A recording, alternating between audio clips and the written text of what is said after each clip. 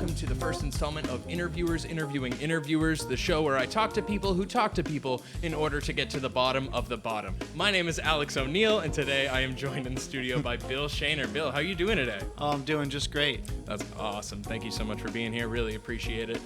Bill is a local journalist who used to write for Worcester Magazine and spent a short amount of time at the Telegram before going his own way and deciding to publish his work independently under the name Worcester Sucks, and I love it. He's covered tons of topics over the years, ranging from St. Vincent's nurses strike, sex ed in Worcester, homelessness, history, local business, and development. And he's here today to talk about all that and much more. Now, I don't want to beat a dead horse here.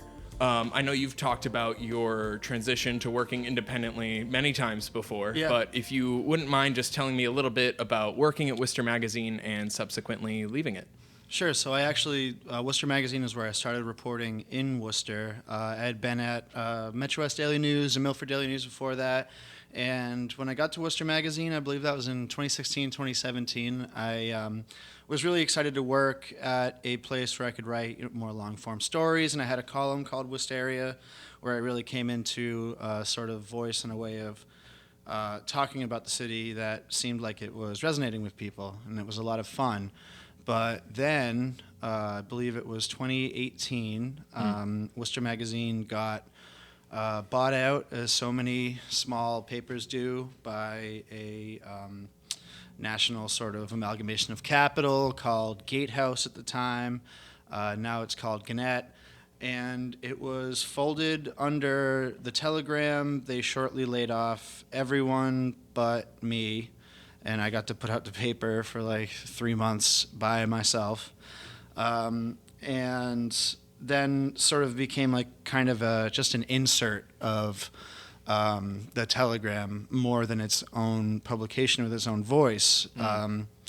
And while that was happening in the spring and summer of 2020, Black Lives Matter started to build momentum across the country, and I started trying to write about that in a way that was honest and true, and saw the Worcester police do some pretty aggressive things to protesters in Worcester, and tried writing about that. I had 2 articles, I guess the correct word is censored. I sent them in, didn't get any feedback, and then they just didn't run them. And I had already been pretty fed up with the way that the publication was getting downsized and folded and compromised by this ownership company. So I said, you know what, I'm either going to quit Worcester Magazine and stop being a local journalist, or I'm going to give this independent thing a shot. Right. So I did, and the public, the reading public came with me, and I was able to sustain myself, still am, off of just direct reader contributions. That's awesome. And that's been my full-time job for about a year now. Wow. Good stuff. Yeah, I don't have any other source of income besides the people who pay me money to write about Worcester, which is nice. Yeah, that is pretty special. So before we get into the independent stuff, what were some of the key differences in the ways that you and the editors at the Telegram kind of thought about journalism? Well, I came into Worcester Magazine with the impression that it was sort of an alt-weekly that was willing to write about things in a way that wasn't so deferent, I guess, to the powers that be. It could be a little scrappier, a little bit more aggressive, and that was, it wasn't entirely the case when I was at Worcester Magazine. I was getting pushback from my original editor at Worcester Magazine for some stuff, but it really got worse once Worcester Magazine was under the editorial control of the Telegram and sort of beholden to the same set of rules and standards which a daily newspaper has, which are just there's not as much of a leash there. So it wasn't all rosy before those 2 articles got got axed, it was like sort of an ever worsening situation where I was like, hey, I want to write it this way, and they're like, you really can't. And it wasn't. It was just two different philosophies, I'd say, and my philosophy I've been able to build out a lot more writing just for myself and without having to conform to the standards of a traditional daily newspaper, which is pretty conservative and has been for a long time. So that's really the main difference is a lot of what I write now would be considered by like a daily newspaper under that sort of set of standards to be too opinionated or emotional or slanted. Politically slanted, sure. And basically my answer to that is yes, I am. I'm not objective, and you're not either.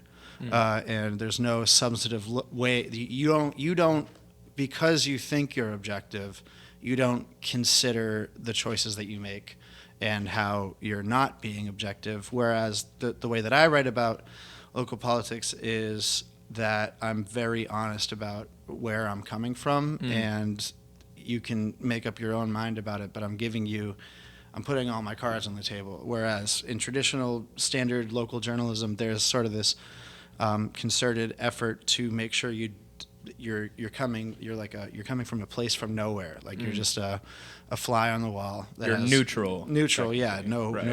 Every perspective or every political opinion or every argument is it has to be inherently accepted and valued as equal, and I just don't agree with that. I don't think that that's a good way to go about things. Fair enough. Yeah. So talk to me about transitioning to working independently. How scary was that for you? Was there like a brief moment where you weren't sure if you were going to be able to make it work? Or yeah, it was like it wasn't. It's like become more scary now that there's something to lose. Right. But initially there was nothing to lose, so I went into it being like, well, I have another job at a restaurant, so if this flops horribly, I'll figure it out. I'm not going to lose my apartment. Right. And I sort of went into it with that, with sort of like just no fear at all, basically, because I was like, the traditional jobs in local journalism don't exist, and I have one, and I don't like it. So it's not like I'm going to go to another local paper and feel better about what I'm doing. So I'm either getting out of the industry altogether and I'm going to figure it out, or this is going to work and I'm going to be able to keep writing about Worcester. So basically, I've just been on 2.5 years now of being like, well, still working, so still writing. You can still pay the bills. And that's all that really matters at the end of the day, right? Yeah. So, but do you think there are pros to working for like a larger media entity? Oh, absolutely. So walk me through some of the pros and cons. So a big pro is that someone has your back. If something were to go wrong, I don't really want to give anybody ideas about some of the things that could go wrong, but there is an institution that you represent, so there's a greater institution that can defend you. For sure. Should something happen, and also I do really miss being part of a newsroom and like having coworkers and colleagues to bounce ideas against, and having someone like reliably editing the stories and workshopping ideas and all of that. That's really great. I mean, like my ultimate vision for Worcester Sucks is something that could support a small newsroom like Worcester Magazine was, like another reporter and a photographer or art person. Like just 2 more people would really kind of transform the thing into something a lot bigger and different. But do you have people now that you sort of use as your newsroom? Like, do you have people you're bouncing ideas off of? Oh yeah, constantly, all the time. I have a big I don't know, Rolodex, I guess, of sources and people who pay attention, and Nice. people and other journalists that I'll bounce ideas against and stuff like that. But it's not quite the same as having like a weekly pitch meeting, Right. where you really have to, there's so that's a con. But the pro is definitely that I can sort of explore the boundaries of what local journalism is, while local journalism is dying across the nation. I think it's really worth exploring the form and seeing what we can do differently, because what we're doing right now overall is just not working, and it's everyone loses when there's no local journalism, there's no daily papers, there's no reporters looking at City Hall. So figuring out other ways to support that happening, I think, is really important for the industry. And I like having the freedom to pursue ideas and ways of writing that are too weird for a traditional publication. I like that. I like that. Yeah. Well, I'm glad you found a way to do that. I think Yeah. we all are. Yeah. And so, as you can already tell, I'm sure Bill writes about politics a lot, mostly at the local level, though. But I feel like they always kind of connect to larger issues. Yeah. And I want to shine a light on a recent story you did. A great example of people getting involved in local politics is the Cafe Neo story. Would you mind explaining it a little bit? Yeah, sure. So Cafe Neo is a couple blocks over from Polar Park, which is the big, shiny, new, municipally funded baseball stadium development. You knew you were going to hear about it. You knew he was going to say something. Yeah. And more than it being a baseball stadium, it was a public project which, for real estate speculators and developers and the hedge funds that propagate real estate speculators and developers, it put Worcester on the map. We love to be on the map. And so many issues for people who live in Worcester have resulted from us being on this map that we're not allowed to look at and don't benefit from in any way. And Cafe Neo is a small example of that. That bar has been there right down the street from Polar Park for 25 years. It's very well liked. It is very unique. And it's a real credit to that neighborhood as we perceive it. The street that it's on, Millbury Street, right by Kelly Square, is sort of like maybe the only sort of strip in Worcester that approximates like a nightlife district, where there's like a big concentration of bars and restaurants on one walkable couple blocks. And Cafe Neo is right in the middle of that and is important to that. But the owner of the bar is leasing it through a landlord, and the landlord has been trying to get him out of there because he thinks he can make more money doing something else, and that is maybe tied to how he's thinking about Polar Park down the street, and he might be being a little, mini real estate speculator in the way that everyone else that has recently come into the city is being. So what we're seeing here is sort of like a pitched battle between something that is of and by the community for the community's benefit, struggling to exist in the face of a different way of looking at the city, which is like a monopoly board or just like a mini stock market. Right.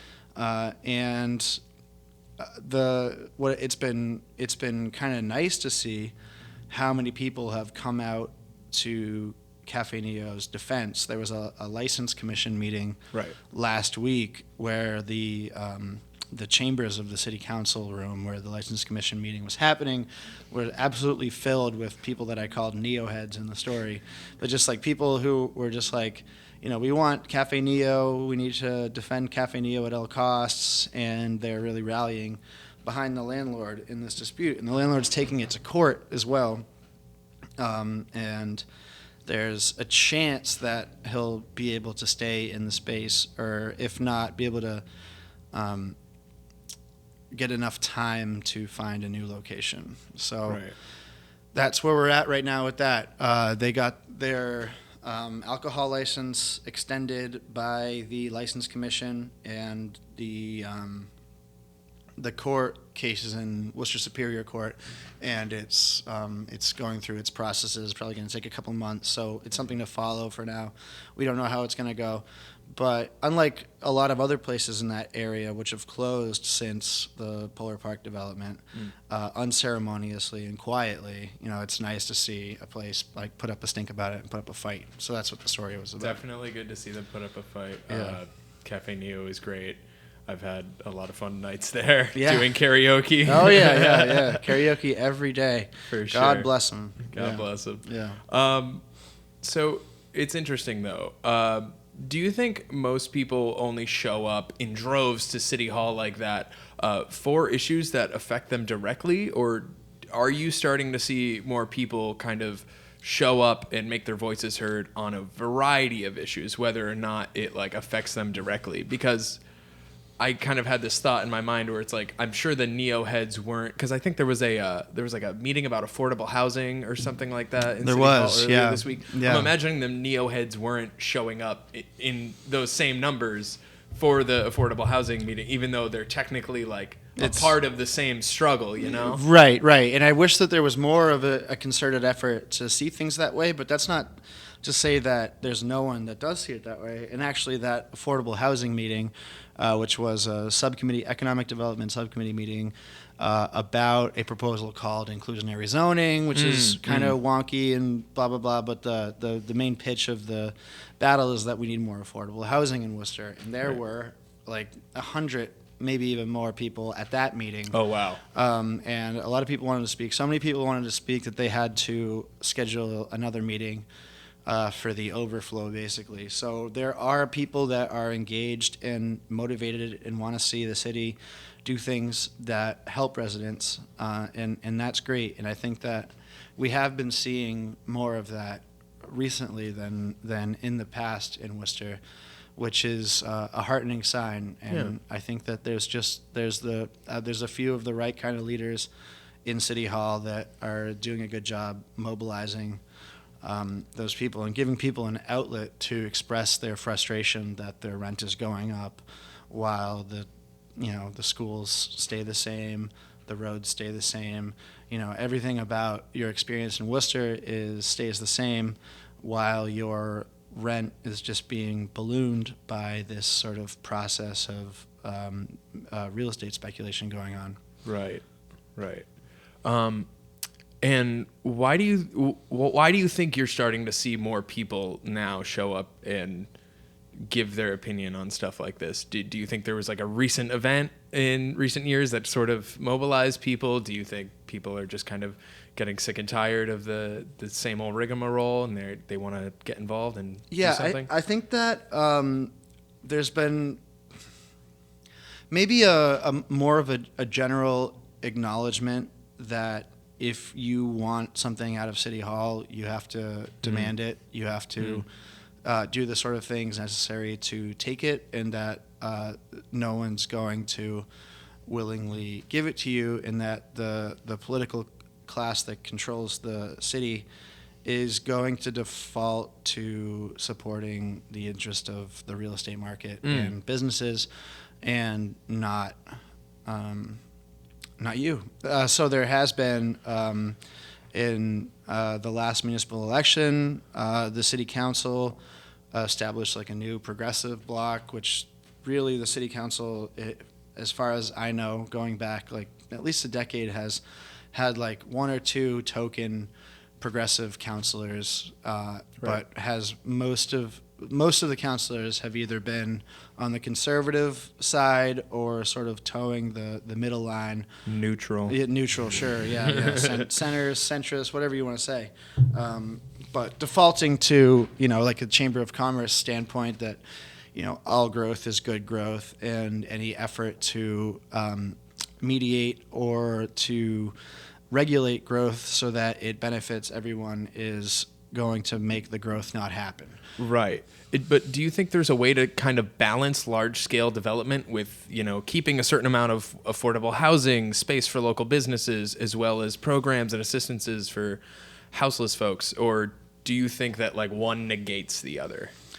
Well, one doesn't negate the other so much as the priority of one drowns out the priority of the other. Right. That there's not enough consideration given for the sort of collateral damage of just facilitating growth at all costs, and we're sort of nagged into believing that if we do anything to mitigate growth and to make sure that we're taking everyone along with us, if we do any of that stuff, then the developers are just going to pack up and go somewhere else. And I also just personally think that we do an awful job of examining developments on the merit. It's just like Right. if it's money coming to the city, it's good, it's great, and we don't really think about whether or not it's a good thing. Development for development's sake. Yeah, exactly. I get it. We don't think that if there's a developer that wants to build in Worcester, it's automatically 100% a good thing, and we don't do enough to consider that maybe it might not be. That's sort of like taboo. That's sort of outside the Overton window of how City Hall operates, and we kind of see that with like we were talking about, the inclusionary zoning thing. Right. In front of the city council right now is actually, it's a smart piece of policy, and we should have it, but we're seeing sort of an argument. Everyone says that we want it, everyone says that we need it, everyone says that affordable housing is a problem in the city, Right. but the policy could do something to actually help that, or it could be a policy in name only that doesn't really accomplish anything but allows the city to say that they're trying. And what we're getting from housing activists is a version of that policy where it would actually do something meaningful for people who need it. What we're getting from City Hall is a counterproposal that is basically rendered neutered, neutered of all ability to actually do something useful, and they're saying they need to neuter it because it's all about balance. You have to balance the interest of developers against the interest of residents, and it's like, oh, if it was all about balance, then we're not doing a very good job being balanced in general. That's kind of what I was leaning towards. You can't just claim balance in this one instance where we could do something to help residents. Right. The balance is all the way on the developer side versus the resident side, and we're trying to do something like this, and you're coming back and you're saying, oh, no, that's not balanced. In order for it to be balanced, it has to be like this, Right. Yeah. Right. So that's been interesting to see, and it'll be interesting to see whether, the hundreds of people that are showing up for these meetings and speaking about their experiences will cause City Hall to change their tune. Thus far, we have no reason to believe that they will, and we'll just have to sort of wait and see. That's one of these ongoing stories where we don't have a conclusion yet, but it's one that I'm following. Right. Well, I'm excited for whenever it does reach a conclusion, whenever you publish something about it. But speaking of City Council and City Hall, you run a Twitch stream called Worcester Council Theater 3000. Yeah. Which is you live commentary for the City Council meetings. And how has the reception around that been? How has it been doing it? Tell me about any funny moments that have come up during it. Yeah, it's been a really neat thing to do, because part of my job is watching the City Council every week, and watching the City Council every week by yourself is awful. It is torture. I think I'd rather sit there and just pull out my hair one piece at a time. So I was like, okay, how can we make this more fun? So me and the guys at Woot Nanny Comedy came up with the idea of just copying Mystery Science Theater 3000, but doing it for the Worcester City Council. So it's me and a revolving cast of people, usually Brian O'Donnell and Brendan Melican, and and we just watch the city council meeting and make fun of the city councilors, and it's a way into local politics for people that wouldn't otherwise sit and watch and see how the sausage is made, to sit and watch it and have a little bit of fun while doing it. And we have a good core audience of people who watch it every week with us, and it's really fun to just like, throw around jokes and make little memes and stuff like that. And it's a really good time, and it's a small community, but it's like we're constantly coming out of those sessions with like interesting, funny things that are worth following up on. Like this week, we caught a city councilor who is on the conservative side of things and chairs the subcommittee for public safety, sitting there and texting on her phone like this, while the councilor next to her was reading a prayer for Black lives. And everyone else in the council chamber had their eyes closed. They were, looking down, very respectful.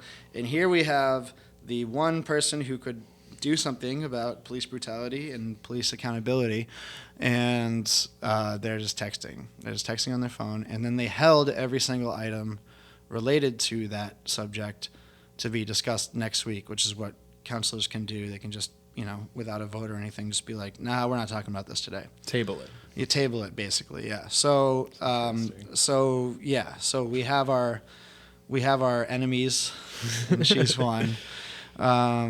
And we know for a fact that some of those people are really affected by the show and watch it all the time, and they're like the haters of it. Yeah, really? Haters, yeah. You have people hate watching your stream. We have people hate watching the stream. I think I've heard somewhere on the internet that that's a sign of success. Right. Right. Haters make you famous.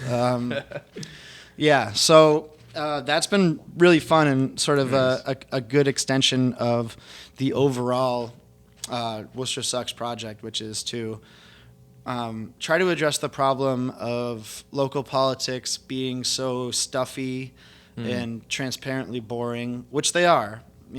Can't argue with that point. They are very boring and they are very stuffy. But it's important.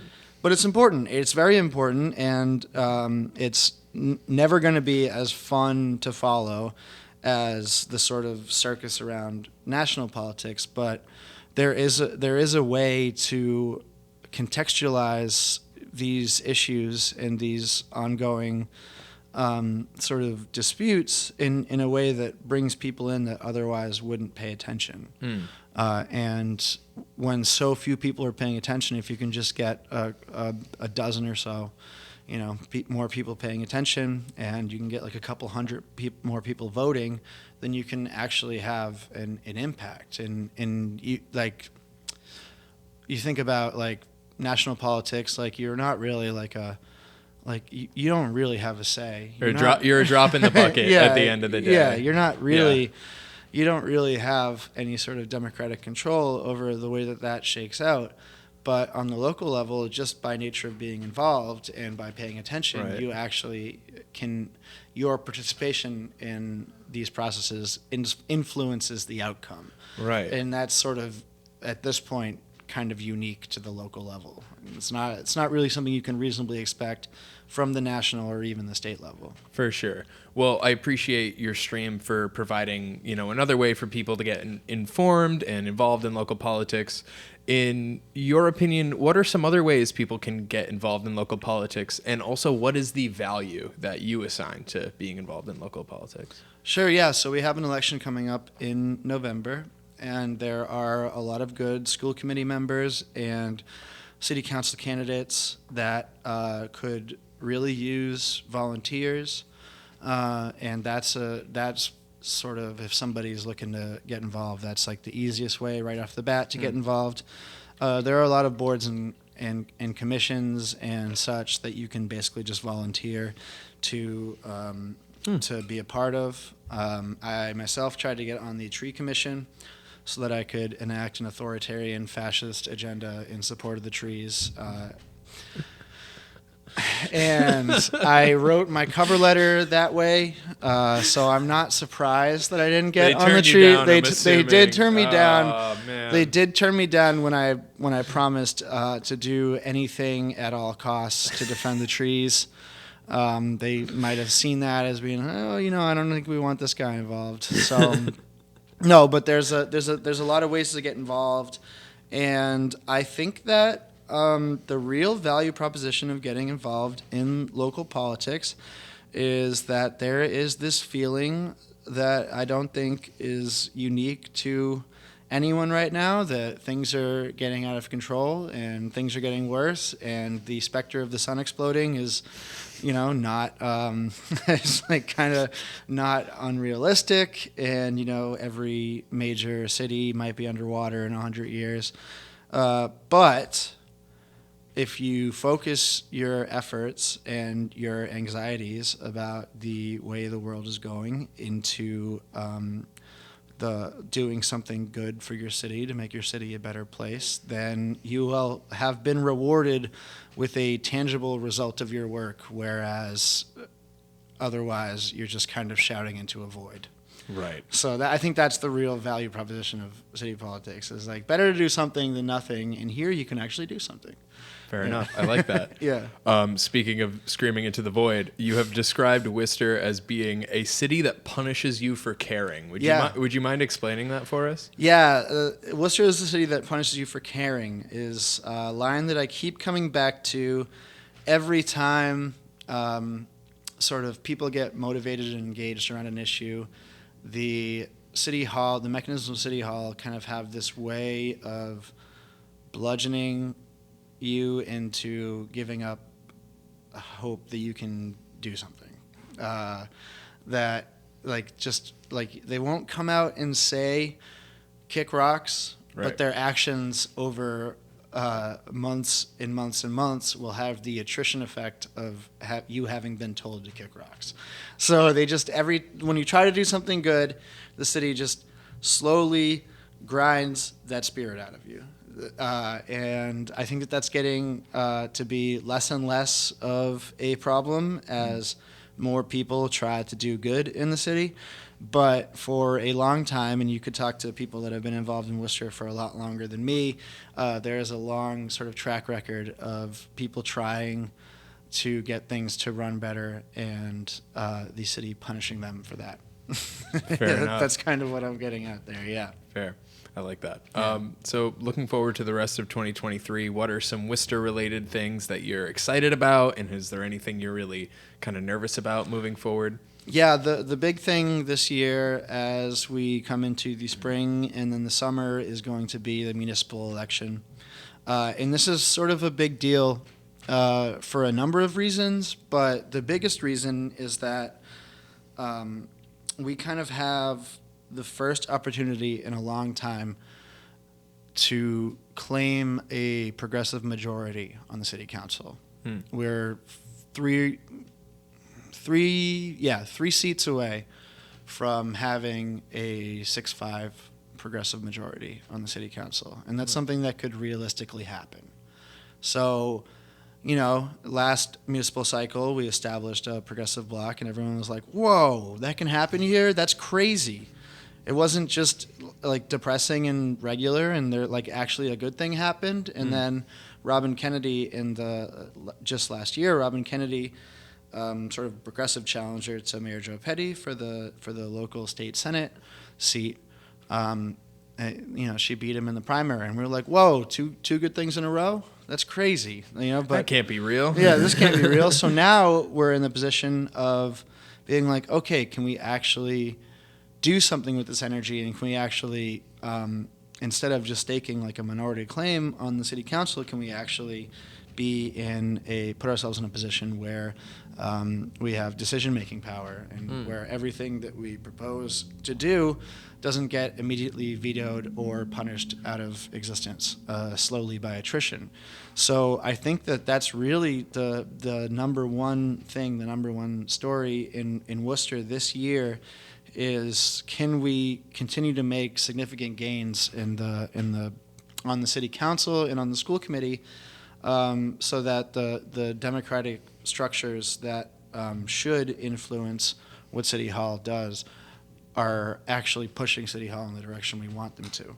And that's a really, really exciting proposition, but it's also, kind of worrying. Like, what if there's a backlash? What if it fails? What if it flops? Like, are we going to get another shot at this? So I think that it's kind of like, it's a legitimizing moment here, or it's a moment that could suck the wind out of the whole enterprise. And that all boils down in early November, whenever it is, when it comes to be voting time. So I think that bleeds through everything that happens this year, and that should be something that everyone working toward a better outcome in Worcester should be keeping in mind, is that this election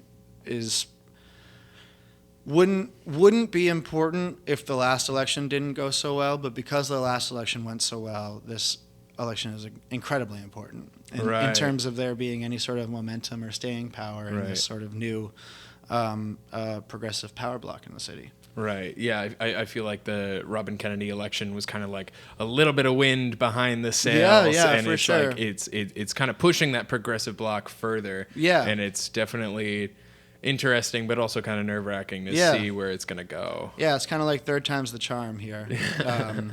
2021, 2022, now we got to do 2023. And if we do it, it could really radically change the landscape in Worcester very quickly. And if we don't, I worry that everyone is going to realize that this is a city that punishes you for caring and stop paying attention. And you don't want, even though you say that, you don't want people to think that. No. I think that we have to recognize that is the sort of tool in the praxis of City Hall, is to disincentivize people from caring, so they continue to do whatever it is that makes developers and hedge funds and the local business class money, and not have to actually answer to people and to resident concerns. And I think we have a real opportunity this year to say, no, you actually have to listen to us. Right. Well, very looking forward to your coverage on the matter. Yeah. Bill, what would be harder to find in Worcester? Affordable rent in a walkable neighborhood, or your stolen catalytic converter? Oh, my stolen catalytic converter. You think so? No. There's still. It's getting increasingly hard to find, but there's still cheap places to live in Worcester. We need to get more of them. But I really do think that if I had to look for an apartment today, or if I had to look for whoever sawed the catalytic converter off of my car, I'd have a better chance hunting down the person who sawed the catalytic converter out of my car. That happened just a week, or no, not a week ago. 2 days ago, 3 days ago. Jeez. Yeah. Very. Don't do that. If you're listening to this, don't do that. Don't steal catalytic converters. Don't steal people. catalytic converters. I know it's a lot of money, but please, Yeah. you need it to function. Or I think you could still drive a car without it, but it's very dangerous to do. Yeah, so. it's very illegal. Yeah. And I don't want to do it. And I had a good idea, and I'm going to debut it on this show. But I think the city of Worcester should start a catalytic converter buyback program. Like, you know how they do gun buybacks? Right. Or the city of Worcester can offer, sort of like, blind, we don't care if you stole it, but bring it down and we'll pay you a little bit more money than you're going to get for scrap. And then if your catalytic converter got stolen and you can prove it, you just go down there and you get a new catalytic converter. Wow. Yeah. I'm honored to have you debuting this idea. Yeah, I think it's great. This genius idea on I think our it show. solves everyone's problems. I think you're right. Yeah. I wonder if that's something that's in the realm of reality, but Absolutely not. We'll No. see, I guess. Yeah. Just kind of going back to journalism as a whole, how do you think media coverage in Central Massachusetts specifically has changed over the last 10 or so years? Yeah, so in the past 10 or so years, we've seen really like a precipitous decline in the strength and size of our daily newspaper, The Telegram. And that had been going on for longer than the past 10 years, but in the past 10 years, it's become pretty jarring. Every year it seems there's a round of layoffs and cuts. and the staff there gets smaller and less capable of doing what we expect a sort of a daily paper of record to do. At the same time, we've seen a proliferation of new outlets like mine, Right. and a lot of the new outlets are doing the sort of surface coverage, press release rewrites, and reporting on crimes and sort of the easy, quick hit sort of stories that allow you to get a lot of content up on the internet, but don't allow you a lot of time to really think deeper or more substantively about the issues facing the community. So we have a lot of outlets you can go to get pretty thin information. And that's sort of where we're at right now, where the Telegram is competing with 3 or 4 other outlets at this point to kind of tell the same 3 or 4 stories every day. So it's a weird spot we're in, and it's because of corporate consolidation of the media, and it's because of the economics of digital advertising and operating a for-profit sort of publication that requires digital advertising, is that we have a media ecosystem in Worcester, and I'm sure we're not unique in this, where the what's that expression? The forest can get lost for the trees. Sort of vibe. You miss the trees for the miss the trees. You for miss the forest for the something like that. What I'm saying is we're blanketed with stories. I get what you and mean, all of the stories are very similar, and none of the stories are all that important. Right. Like you were referring to like press release rewrites. Yeah, and right, stuff like that, right. Yeah, and so we don't have a media economy that really requires or asks that its readers think about things all that much, and or think critically. Think critically, right. So that's what I'm trying to do with Worcester Sucks. Is I write like a post a week, but it's usually pretty long and involved, and I try to get at the sort of the deeper trends in the narrative that are making things the way they are. Sort of like I'm kind of consciously providing an antidote to the news economy in Worcester right now, which is just a lot of posts, but very few good posts, sort of vibe. Yeah. I get that. So, in general, how do you think the role of journalists in society will change in the next 20 years or so? Man, I'd be really thrilled if there were journalists in 20 years. You think it's a losing battle, and we're all going to be extinct by then? Yeah. I mean, it's not going to look the same. If there are working journalists in 20 years, that's great, and if they're not in camps, even better.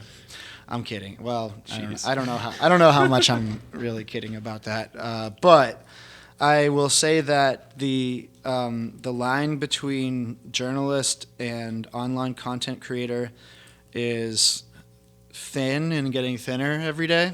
And say what you will about the tradition of American journalism, there are some standards and practices in what goes on that are better than just somebody creating content for content's sake. Right. And I think that it's going to become increasingly hard to sustain the sort of journalism that matters and that's impactful in a news economy in which you're either beholden to Silicon Valley, like I am. I mean, if the Substack thing, right?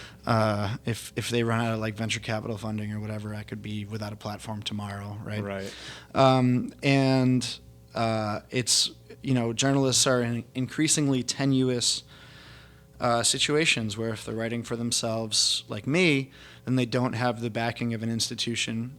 And if they're working at an institution, if they're lucky enough to have a job at an institution, they're either handcuffed by content requirements or obligation to advertisers and such, or they're at risk of being laid off at a moment's notice. It's becoming increasingly hard for journalists across the spectrum to continue to work, and the local journalism is feeling the real brunt of it. The brunt of that, yeah. So I think that there needs to be an effort by journalists to sort of just continuously adapt to the changing landscape of the internet and what makes a piece of journalism a piece of journalism.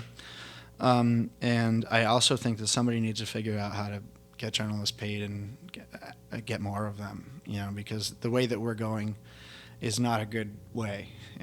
We're not looking at 20 years down the road. I don't really see that we're looking at more journalists than we have now. Very interesting. And I don't see a way that we're really looking at better journalists than we have now. So it's kind of something needs to happen. I hope you get proven wrong. Yeah, I really hope I get proven wrong. But it's definitely one of those things we'll see about. Yeah. Yeah. Jeez.